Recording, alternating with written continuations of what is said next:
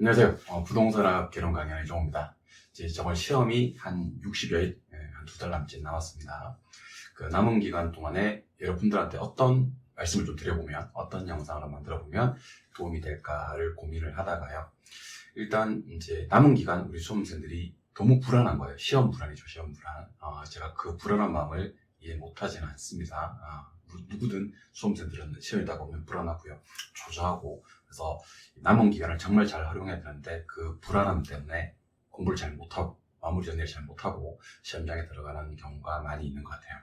그래서 오늘은 이제 여러분들이랑 시험 불안함을 극복하는 방법 한 3가지 정도를 말씀을 드려보도록 할 겁니다. 먼저 시험 불안함이 왜 생길까, 그 원인을 갖다가 제가 3가지 측면에서 한번 연구를 해봤습니다. 당연히 첫 번째는 시험이 정말 어렵게 나오면 어떡하나 하는 고민을 하는 것 같고요.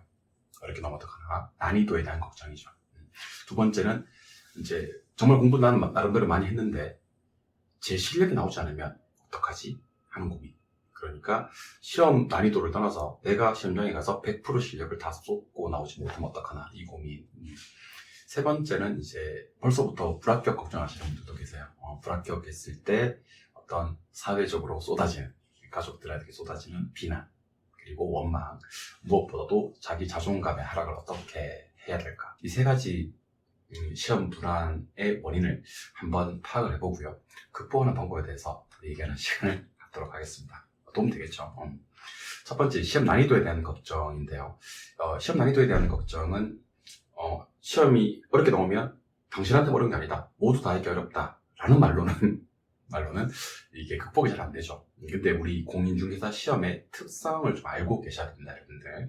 우리 공인중개사 시험은 일단은 과목별로 한번 말씀을 드려보면, 부동산학 개론 같은 경우는 계산 문제가 10문제가 나오거든요. 근데 10문제 계산 문제를 모두 다 어렵게 낼 수가 없다 하는 생각을 하셔야 됩니다. 그러면 5문제 계산 문제 정도가 지나치게 어렵게 나왔다면 오히려 역발상을 한번 해보시기 바랍니다. 5개는 지나치게 쉽다라는 생각.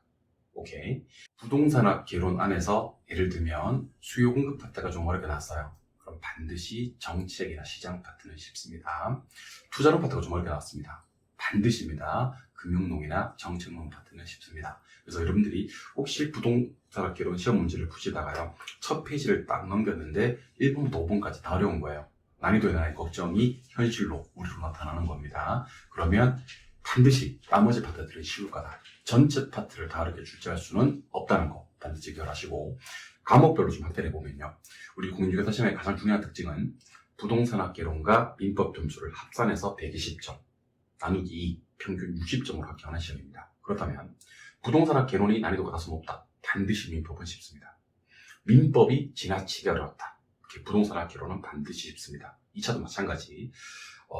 공법이 어려웠다, 세법, 공시법, 중개사법은 반드시 쉽게 되어 있습니다. 모든 과목이 어려운 시험이나 모든 과목이 쉬운 시험 절대로 없고요, 모든 파트가 어려운 시험 절대로 없다는 겁니다. 그래서 시험 난이도에 대한 걱정은요, 지나치게 어려운 문제들이 나올 거다라는 것을 마음속에 인정을 좀 하셔야 됩니다. 그렇다면 역으로 반드시 쉽게 나온다, 이거는 철칙입니다. 아시겠죠? 그러니까 시험 난이도에 대한 걱정은 우리 60점만 맞으면 되는 시험에서요, 다른 과목으로부터의 보충, 다른 파트로부터의 보충으로 반드시 60점 맞을 수 있다는 확신을 가지시기 바랍니다. 두 번째, 시험장에 갔는데 너무 당황해서, 아니면 실수를 너무 많이 해서, 아니면 나는 시험에 대한 중압감 때문에 제 실력이 발휘되지 않으면 어떡하나에 대한 고민입니다. 일단 첫 번째, 시험에 대한 부담감입니다. 부담감은 어떻게 떨쳐보시냐면요, 제가 우리 수험생들한테 그런 얘기를 많이 드려요. 시험 직전까지는 이 시험이 안 되면 죽을 것처럼 절실함으로 공부를 하라 그래요. 근데 막상 시험장 들어가기 전날부터는요, 아니 내가 이 시험 이 자격증 없이 평생 잘 살아왔는데 갑자기 자격증이 한 해 늦는다고 해서 어떻게 돼? 하는 마음으로 공부를 한번 해보시기 바랍니다. 시험을 치러보시기 바랍니다. 그러니까 당장 자격증도 어떻게 되지 않아요, 여러분들. 거침없이 시험을 치르시면 됩니다. 그러니까 약간의 어떤 그런 부담감을 약간 내려놓으시고요, 그걸 좀 자신감으로 한번 전환시키는 노력, 사고의 전환이 꼭 필요하지 않나라는 생각을 합니다. 여러분들 이 자격증 없다고 큰일 났나 하는 마음으로 시험을 한번 치러보시라는 얘기입니다. 무슨 말인지 아시겠죠? 두 번째는 실수예요, 실수. 미스테이크. 그러니까 실수의 유형은 너무나도 버라이어티합니다. 가장 많이 하는 실수로는요, 다음 중 가장 옳은 것을 찾아라고 하는데 틀린 걸 찾아요. 시험장에 가서 틀린 걸 찾아라고 하는데 옳은 것을 찾아요. 어떤 분도 계시냐면요, 출발할 때는 답이 3번이거든요 3번으로 출발을 하는데 당황해서 4번을 체크해버리는 겁니다. 분명히 3번을 체크해야 되는데 4번 체크하는 겁니다. 아니면 시험지는 3번 체크되어 있는데 답안 작성할 때는 4번으로 잘못 옮기는 경우. 심지어 어떤 경우도 있냐면요, 마지막에 한 문제가 남았어요. 극적으로 한 문제를 풀었습니다. 시험지만 체크하고 답안 작성을 안 하시는 경우도 있다는 겁니다. 그러니까 그냥 그 상태로 내버리는 경우. 그러니까 이렇게 본인이 자주 하는 실수들을 갖다가 좀 구체적으로, 상당히 구체적으로 자기 노트에다가 메모를 한번 내보시기 바랍니다. 그러니까 계속 메모를 한번 내보는 겁니다. 나는 옳은 걸 틀린 것으로 잘못 읽었어. 나는 시험지는 3번 체크하고 정답지는 4번 체크했어. 나는 시험지는 3번 체크하고 정답지는 빈 상태로 냅뒀어. 답안 제출을 했어. 뭐 이런 식으로 구체적으로 한번 서술을 한 다음에 매일매일 그걸 자기가 보시는 게 좋아요. 보시면서 이런 실수하지 말아야지, 하지 말아야지. 그래서 실제로 그런 어떤 본인의 실수를 자기도 인지하지 못하는 상황이 제일 위험한 거거든요. 그래서 내가 인지를 하고 계속 그 부분에 대해서 리마인드, 실수하지 않겠다는 리마인드를 하시는 것만으로도 실수를 상당히 줄일 수 있다라는 생각을 하셔야 되는 겁니다. 세 번째입니다.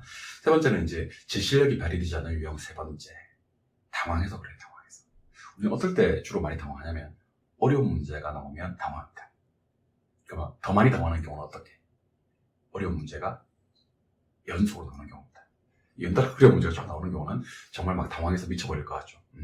이거는 이제 여러분들이 항상 시뮬레이션, 리허설을 꼭 한번 해보시기 바랍니다. 그래서 정말 시험이라고 생각하시고, 정말 시험과 환경을 똑같이, 나름, 그러니까 완전 똑같지 않더라도요, 상황이라든지 심리적 상황을 똑같이 만들어주시고, 시험과 똑같은 상황을 연출하신 다음에 그런 당황을 미리 한번 겪어보자는 겁니다. 연습을 하는 거죠. 그러니까 당황하는 것도 연습을 해버리고 나면 막상 실전에 가시면 크게 당황하지 않거든요. 그러니까 우리 유명한 말이 있지 않습니까? 그죠? 실전을 연습처럼, 연습을 실전처럼. 그러니까 연습을 실전처럼 해놓으면요, 실전은 연습처럼 좀 편하게 볼 수 있다는 겁니다. 그러니까 당황하는 연습을 미리 하셔서 실전에 가서는 그 당황을 갖다가 최소화하는 노력이 필요하다는 겁니다. 마지막 세 번째는요, 이제 우리가 1년 동안 열심히 공부를 했어요. 그럼 우리 가족들은, 우리 친구들은, 내 지인들은 내가 매일매일 공부 학원 가고 아니면 도서관에 가고, 요즘 또 스터디 카페 많이 가니까 가서 강의 듣는 모습, 공부하는 모습, 그래서 막 스트레스 받고 하는 모습을 봐왔단 말이에요. 그런데 내가 혹시라도 1년 동안 가족들이 내가 공부하는 모습을 봤는데 불합격을 하면 이 가족들이 나를 비난하거나 원망하지 않을까? 아니면 가족들의 비난과 원망이 없다 하더라도요, 스스로조차 이게 그 상황 자체가 인정이 안 되는 거죠. 불합격한 이후 상황이. 제가 예를 하나 들어드리면요, 우리 딸내미 얘기 듣는지 모르겠지만, 우리 딸내미가 공부 잘하는 편이 아니에요. 잘하는 편이 아닌데, 고등학교 올라와서 한번 중간고사를 치는데 정말 열심히 공부를 하더라고요. 그러니까 물론 눈에 찰 정도는 아닌데 기존에 이제 공부하던 패턴과는 완전히 다르게 정말 어떨 때는 뭐 새벽 2시, 3시까지 공부를 하는 그런 상황도 제가 많이 봤었거든요. 저도 늦게까지 안 잘 때가 많으니까. 너무 대견한 거예요. 근데 결과가 어떻겠어요? 결과가 물론 성적은 많이 올랐는데 원래만큼, 우리가 예상했던 만큼, 본인의 예상했던 만큼은 성적이 오르지 않았던 것 같아요. 그래서 많이 상심하더라고요. 심지어 막 울고 막 그랬었어요. 특정 과목 봤을 때는요. 근데 제가 진심을 다해서 위로해 줬습니다. 괜찮아. 그 모습이 좋은 거야. 너 열심히 했던 모습 아빠 안 까먹고 있어. 원래 가족은 그런 거거든요.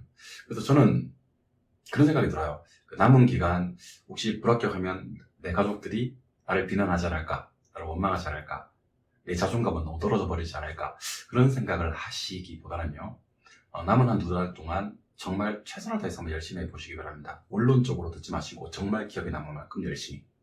그런 모습을, 물론 공부는 보여주기 위함이 아니지만요, 가족들도 그 모습을 2달 동안 쭉 지켜볼 겁니다.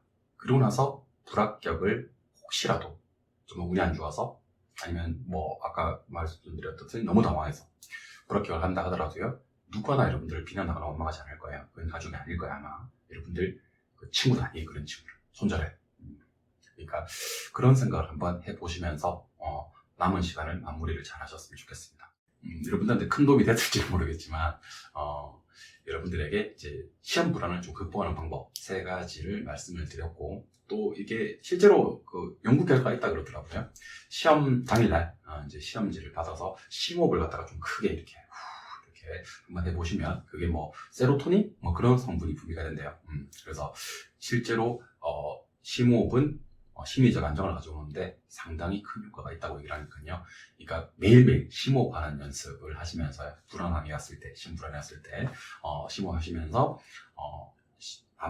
남은 시간 불안하거나 초조하다고 해서 공부를 망치는 일 없이 마무리 잘 하셨으면 좋겠습니다. 한 번 더 강조합니다. 우리 시험은 초심보다는 뒷심이 훨씬 중요한 시험입니다. 후반부, 특히 시험 마무리를 어떻게 하냐에 따라서 우리 시험의 승부가 난다고 봐도 과언이 아니에요. 남은 기간 시험 불안 때문에 너무 남은 시간 이게 불안하게만 하고 공부 못하고 이렇게 해서 잘못 보내지 마시고요. 제가 조언 드린 대로 편안하게 마무리 잘 하셔가지고요. 반드시 합격하시기를 기원합니다. 여러분들 합격을 진심으로 기원합니다. 불안함을 떨쳐버리세요. 여러분들은 하실 수 있습니다. 화이팅!